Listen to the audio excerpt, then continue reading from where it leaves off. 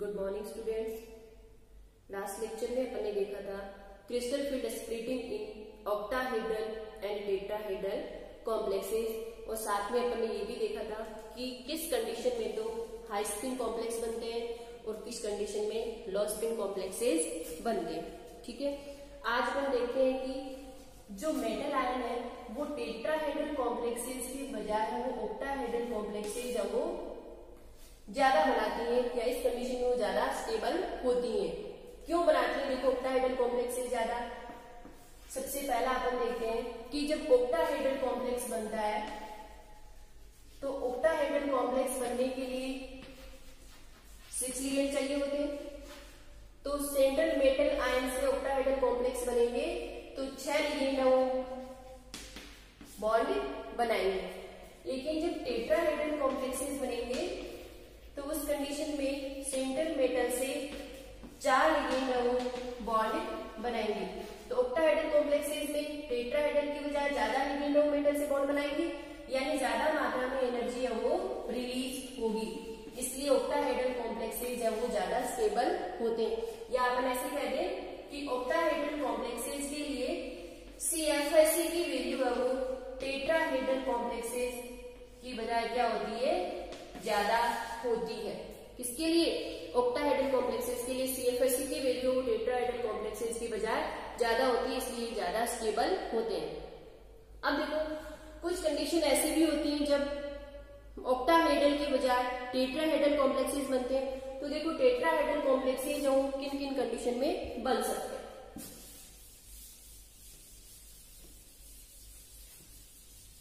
पहला देखो, एक तो टेट्राहेड्रल कॉम्प्लेक्सेस तब बनेंगे जब लिगेंड की साइज क्या हो? बड़ी हो। Ligand size large. लिगेंड की साइज लार्ज होने से ऑक्टाहेड्रल कॉम्प्लेक्सेस में 6 लिगेंड चाहिए होते हैं, जबकि टेट्राहेड्रल में 4 ही चाहिए होते हैं। तो लिगेंड की साइज बड़ी होने से ऑक्टाहेड्रल कॉम्प्लेक्सेस में स्टेरिक हिंड्रेंस होगी।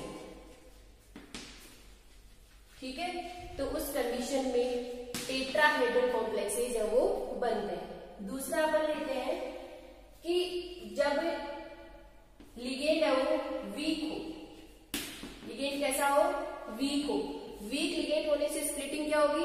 कम होगी, जिससे CFSE की वैल्यू है वो क्या होगी? कम होगी। तो वीक लिगेंड की प्रेजेंस से CFSE की वैल्यू कम होगी, इसलिए इस कंडीशन में टेट्राहेड्रल कॉम्प्लेक्सेस जो वो बन सकते हैं। थर्ड होता है जब मेटल की ऑक्सीडेशन स्टेट कम हो। मेटल की ऑक्सीडेशन स्टेट भी क्या हो? कम हो। तो उस कंडीशन में भी CFSE की वैल्यू कम होने के कारण टेट्राहेड्रल कॉम्प्लेक्सेस है वो बन सकते हैं। एक होता है कि जब मेटल आयन का इलेक्ट्रॉनिक कॉन्फ़िगरेशन D0, D5 या फिर D10 हो। जब इलेक्ट्रॉनिक कॉन्फ़िगरेशन ये होता है D0, D5, D10, तो इस कंडीशन में CFSE की वैल्यू वो 0 होती है, तब भी टेट्राहेड्रल कॉम्प्लेक्सेस है वो बन सकते हैं। एक आता है जबकि मेटल का इलेक्ट्रॉनिक कॉन्फ़िगरेशन हो D1 और D6। ठीक है, तो इस कंडीशन में डेल T और डेल O के बीच में एनर्जी डिफरेंस इतना मिनिमम होता है, तब भी टेट्राहेड्रल कॉम्प्लेक्सेस है वो बन सकते हैं। साथ ही कुछ ट्रांजिशन मेटल आयंस के ब्रोमाइड, क्लोराइड, आयोडाइड, ये भी टेट्राहेड्रल कॉम्प्लेक्सेस है वो बनाते हैं। तो मेटल आयन है वो ऑक्टाहेड्रल कॉम्प्लेक्स बनाने के लिए ज्यादा तैयार क्यों रहती है, ये अपन ने पढ़ लिया। और कुछ कंडीशंस ऐसी होती हैं जिनमें टेट्राहेड्रल कॉम्प्लेक्सेस भी बन सकते हैं, ये अपन ने बात कर ली कि किस कंडीशन में टेट्राहेड्रल कॉम्प्लेक्सेस है वो बनते हैं। अब अपन देखेंगे crystal field splitting in square planar complexes. देखो, अपन ये पढ़ चुके हैं कि ऑक्टाहेड्रल कॉम्प्लेक्सेस में स्प्लिटिंग कैसे होती है, टेट्राहेड्रल कॉम्प्लेक्सेस में स्प्लिटिंग कैसे होती है। अब देखते हैं crystal field splitting in square planar complexes. ठीक है, देखो, स्क्वायर प्लेनर कॉम्प्लेक्सेस में क्या होता है कि जो भी सेंट्रल मेटल आयन है उसकी ओर लिगेंड है वो उसके स्क्वायर के 4 कॉर्नर्स की ओर से अप्रोच करते हैं। सेंट्रल मेटल एटम है उसे 4 लिगेंड है वो एक स्क्वायर के 4 कॉर्नर से मेटल की ओर आते हैं। तो वे ऑर्बिटल्स जिनमें जेड एक्सिस के एलिमेंट होते हैं, जेड एक्सिस के element d x z, d y z, d z square, इनमें तो वे ऑर्बिटल्स जिनमें जेड एक्सिस के एलिमेंट होते हैं उन पर लिगेंड का रिपल्सन है वो कम लगता है। उन पर लिगेंड का रिपल्सन कम लगने के कारण वो लोअर एनर्जी के होते हैं, और जिनमें जेड एक्सिस के एलिमेंट है वो नहीं होते हैं, जैसे d x y, d x square, y square, उन पर लिगेंड का रिपल्सन है वो ज्यादा रहता है, इसलिए ये हाई एनर्जी के होते हैं। देखो अपन देखें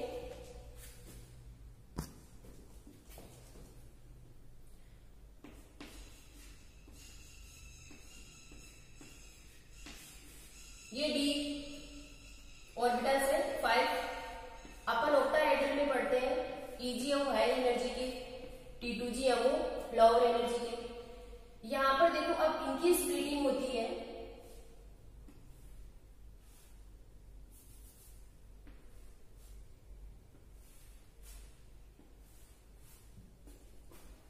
ये हो गए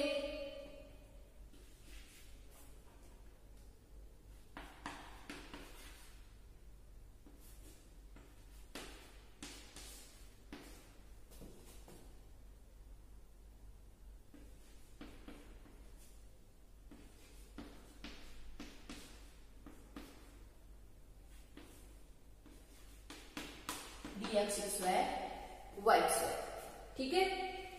जब अपन ऑक्टाहेड्रल में स्प्लिटिंग देखते हैं तो T2G है वो लोअर एनर्जी के होते हैं, Eg है वो हाई एनर्जी के होते हैं। अभी अपन ने बात करी कि जिन ऑर्बिटल्स में जेड एक्सिस के एलिमेंट्स होंगे उन पर लिगेंड का रिपल्सन है वो कम लगेगा, इसलिए वो लोअर एनर्जी के होंगे। देखो इन T2G में d x y, d x z, d y z, तो इन दोनों में जेड एक्सिस के एलिमेंट है, यानी इन पर रिपल्सन कम लगेगा, जिससे ये लोअर एनर्जी के होंगे, जबकि डी एक्स वाई है वो हाई एनर्जी का होगा। जबकि Eg में d x square, y square और डी जेड स्क्वायर अपन पढ़ते हैं, तो यहाँ पर जेड एक्सिस के एलिमेंट किसमें है, डी जेड स्क्वायर में, तो इस पर रिपल्सन है वो कम लगेगा, यानी d x square, y square तो होगा हाई एनर्जी का, जबकि डी जेड स्क्वायर वो होगा लोअर एनर्जी का, ठीक है। अब देखो जो crystal field splitting square planar complexes में अपन देखते हैं, तो स्क्वायर प्लेनर कॉम्प्लेक्सेस में स्प्लिटिंग है वो ऑक्टाहेड्रल और टेट्राहेड्रल कॉम्प्लेक्सेस की बजाय वो ज्यादा होती है, इसलिए इनमें CFSE वो सबसे ज्यादा होती है, फिर ऑक्टाहेड्रल में और सबसे कम होती है टेट्राहेड्रल कॉम्प्लेक्सेस में। ये कई बार कॉम्पिटिशन एग्जाम्स में क्वेश्चन पूछे जाते हैं, तो ये आपको पता होना चाहिए कि सबसे ज्यादा स्प्लिटिंग होती है स्क्वायर प्लेनर कॉम्प्लेक्सेस में, उससे कम होती है ऑक्टाहेड्रल में, और सबसे कम होती है टेट्राहेड्रल कॉम्प्लेक्सेस, ठीक है। अब देखो स्क्वायर प्लेनर कॉम्प्लेक्सेस है वो कब बनते हैं, जब मेटल आयन का इलेक्ट्रॉनिक कॉन्फ़िगरेशन हो Dn, जब Dn इलेक्ट्रॉनिक कॉन्फ़िगरेशन हो तब चाहे स्ट्रॉन्ग फील्ड हो चाहे वीक फील्ड हो, दोनों ही कंडीशन में T2G ऑर्बिटल्स में 6 इलेक्ट्रॉन होंगे और Eg में है वो 2 इलेक्ट्रॉन होंगे। ये Eg, ये हो गया T2G, ठीक है। D एट ये रहा डी एट इलेक्ट्रॉनिक कॉन्फ़िगरेशन। देखो अपन पहले बात करें स्ट्रॉन्ग फील्ड की, ठीक है। स्ट्रॉन्ग फील्ड यानी पहले लिगेंड्स की पेयरिंग होगी 1 2 3, 3 इलेक्ट्रॉन्स के में T2G ऑर्बिटल्स में फिल होने के बाद फिर से इलेक्ट्रॉन हो इन्हीं में पेयर होंगे, 6 हो गए, ये 7 और ये 8। अब अपन बात करें वीक फील्ड की। जब वीक फील्ड हो तो क्या होगा कि पहले 3 इलेक्ट्रॉन इन 3 T2G ऑर्बिटल्स में फिल होंगे, फिर आगे वाले 2 Eg में होंगे, फिर पेयरिंग होगी T2G में। देखो यहाँ पर दोनों में वीक फील्ड हो चाहे स्ट्रॉन्ग फील्ड, दोनों में इलेक्ट्रॉन से 2-2 अनपेयर है, ठीक है। अब देखो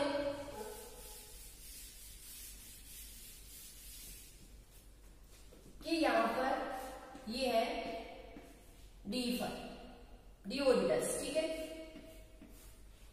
ये Eg और ये हो गया T2G,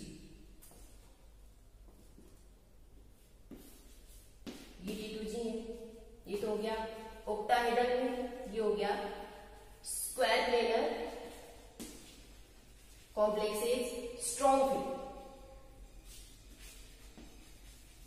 देखो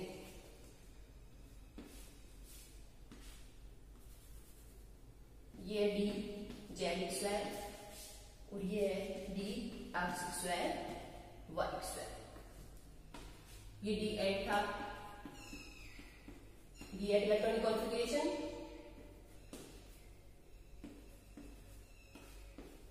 एट। ये देखो जब स्ट्रॉन्ग फील्ड होगा तो d x square y square और डी जेड स्क्वायर की एनर्जी में इतना ज्यादा डिफरेंस हो जाएगा कि वो पेयरिंग एनर्जी से भी क्या होगा, ज्यादा होगा। इसलिए इलेक्ट्रॉन्स क्या करेंगे, डी जेड स्क्वायर ऑर्बिटल में ही पेयर हो जाएंगे। तो यहां से देखो अपने को क्या पता चलता है कि स्क्वायर प्लेनर कॉम्प्लेक्सेस में अपन देखते हैं DsP2 हाइब्रिडाइजेशन, यानी यहाँ पर ये जो डी है ये कौन सा डी होगा, d x square y square, क्योंकि पेयरिंग एनर्जी से भी इन दोनों की एनर्जी में डिफरेंस है वो ज्यादा होगा, यानी पेयरिंग एनर्जी क्या होगी, कम होगी। तो इलेक्ट्रॉन्स और डी जेड स्क्वायर में पेयर हो जाएंगे, d x square y square और यहाँ पर क्या होगा, वेकेंट होगा और हाइब्रिडाइजेशन में पार्ट करेगा। तो स्क्वायर प्लेनर कॉम्प्लेक्सेस में जो DsP2 हाइब्रिडाइजेशन अपन देखते हैं वहां पर डी है वो कौन सा होगा, d x square y square. ठीक है, इसका एग्जाम्पल अपन ले सकते हैं, जैसे NiCl4 2-। ठीक है, अब देखो अपन देखेंगे कि CFT के अकॉर्डिंग कॉम्प्लेक्सेस के मैग्नेटिक बिहेवियर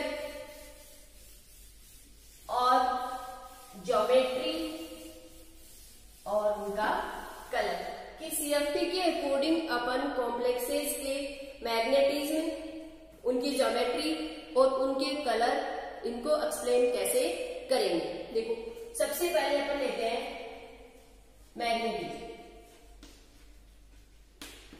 मैग्नेटिक मोमेंट। अधिकांश जो भी कॉम्प्लेक्सेस होते हैं वो पैरामैग्नेटिक नेचर के होते हैं। कैसे होते हैं, पैरामैग्नेटिक नेचर के होते हैं। क्यों होते हैं, क्योंकि इनमें अनपेयर्ड डी इलेक्ट्रॉन है वो प्रेजेंट होते हैं, अनपेयर्ड डी इलेक्ट्रॉन। तो अनपेयर्ड डी इलेक्ट्रॉन की प्रेजेंस के कारण ये कैसे होंगे, पैरामैग्नेटिक नेचर के होंगे। CFT के अकॉर्डिंग अपन कॉम्प्लेक्सेस में इनके मैग्नेटिज्म को अच्छी तरह से एक्सप्लेन कर सकते हैं। यहाँ पर देखो किसी कॉम्प्लेक्स में जितने ज्यादा अनपेयर्ड इलेक्ट्रॉन होंगे उनके मैग्नेटिक मोमेंट की वैल्यू उतनी ही ज्यादा होती है और वो उतना ही ज्यादा पैरामैग्नेटिक बिहेवियर शो करेगा, और जिनमें अनपेयर्ड इलेक्ट्रॉन है वो नहीं होंगे, वो डायामैग्नेटिक होंगे। देखो यहाँ पे एक फॉर्मूला काम कर लेते हैं, mu is equal to √n+2 Bohr magneton या फिर डी1। ठीक है, इसे अपन म्यू बी से भी डिनोट करते हैं। फॉर्मूला क्या है, mu is equal to √n+2।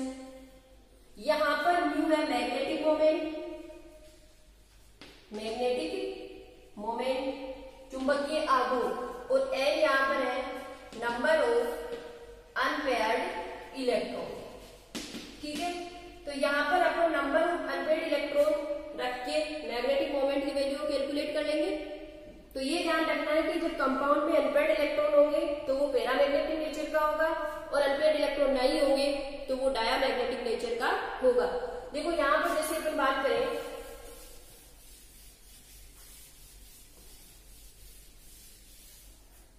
Week ligand field की प्रेजेंस में ऑक्टाहेड्रल एंड टेट्राहेड्रल कॉम्प्लेक्सेस का मैग्नेटिक मोमेंट, लिगेंड फील्ड कैसा हो, वीक, जिसे अपन लिखेंगे इधर D1, D2, D3, D4, D5, D6, D7, D8, D9 और D10। ठीक है, ऑक्टाहेड्रल में ये T2G और ये हो गया EG। पहले इसको अपन बना लें,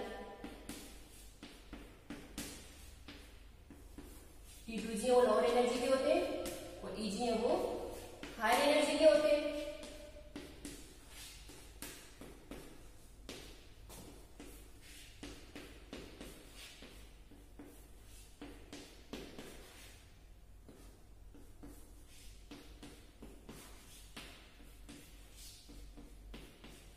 ये देखो D1 में पहले लोअर एनर्जी में जाएंगे, D2 में भर दिया D1, D2 में 2 फिल कर दो, D3 में 3 वीक फील्ड है यानी इसमें पहले पेयरिंग नहीं होगी, पहले इलेक्ट्रॉन कहां जाएगा, चौथा इलेक्ट्रॉन हो Eg में, D4 ये D5।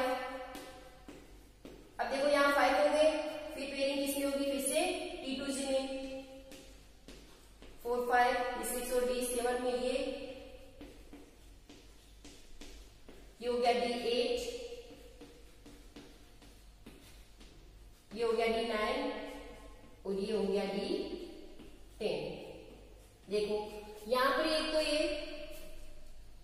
जो D10 है, D10 में यहां पर कोई अनपेड इलेक्ट्रॉन नहीं है, कोई अनपेड इलेक्ट्रॉन नहीं होने के कारण यहां पर मैग्नेटिक मोमेंट क्या आएगा, 0। ठीक है, और साथ ही जिन कॉम्प्लेक्सेस में मेटल आयन का इलेक्ट्रॉनिक कॉन्फ़िगरेशन D10 हो वो डायमैग्नेटिक नेचर के होंगे। अब इनका यहाँ पर देखते हैं अपन नंबर ऑफ अनपेड इलेक्ट्रॉन कितने हैं और फिर उससे अपन मैग्नेटिक मोमेंट की वैल्यू वो कैलकुलेट करेंगे। तो number of unpaired electron D1 में 1 है, D2 में 2, D3 में 3, D4 में 4, D5 में 5, D6 में अब देखो फिर से कम हो गए, 4, इसमें 3, इसमें 2, इसमें 1 और D10 में है 0। ये इसमें नंबर ऑफ अनपेड इलेक्ट्रॉन। अब यहां से अपन नंबर ऑफ अनपेड इलेक्ट्रॉन जो है उन्हें अपन इस फॉर्मूले में पुट करेंगे अपन, mu is equal to root n plus 2। तो यहां पर अपन एक पुट करें तो कितना आएगा, यानी नंबर ऑफ अनपेड इलेक्ट्रॉन कितनी हो, अपने एक हो तो एक रख दिया, कितना आ जाएगा √2। √2 की वैल्यू होती है 1.33, यह आ जाएगा मोल मैग्नेटॉन में। ठीक है, अगर यहां पर 2 पुट करेंगे तो आएगी 2.83, ये हो जाएगी 3.87, 4.90, 5 होंगे तो 5.92, फिर से अनपेड इलेक्ट्रॉन 4, तो 4 की वैल्यू कितनी थी 4.90, 3 की 3.87 और 2 की कितनी हो जाएगी 2.83, 1 की हो जाएगी 1.73 और 0 है तो उसकी क्या हो जाएगी 0। तो इस प्रकार से अपन नंबर ऑफ अनपेड इलेक्ट्रॉन्स के द्वारा अपन मैग्नेटिक मोमेंट की वैल्यू वो कैलकुलेट कर सकेंगे। तो इस प्रकार से अपन ये भी बता सकते हैं कि कंपाउंड्स है कौन सा कंपाउंड है पैरामैग्नेटिक होगा, कौन सा कंपाउंड है वो डायमैग्नेटिक होगा। यहाँ पर देखो ये तो ऑक्टाहेड्रल की बात हुई, कब, जब लिगेंड कैसा हो, वीक हो। लेकिन अगर टेट्राहेड्रल हो तो उस कंडीशन में भी क्या होता है कि नंबर ऑफ अनपेड इलेक्ट्रॉन्स की नंबर हो यहाँ पर क्या रहेगी, सेम रहेगी, इसलिए मैग्नेटिक मोमेंट की वैल्यू भी सेम रहेगी। ठीक है, अब अपन स्ट्रॉन्ग लिगेंड फील्ड में ऑक्टाहेड्रल कॉम्प्लेक्सेस में मैग्नेटिक मोमेंट की वैल्यू अब वो आगे वाले लेक्चर में देखेंगे।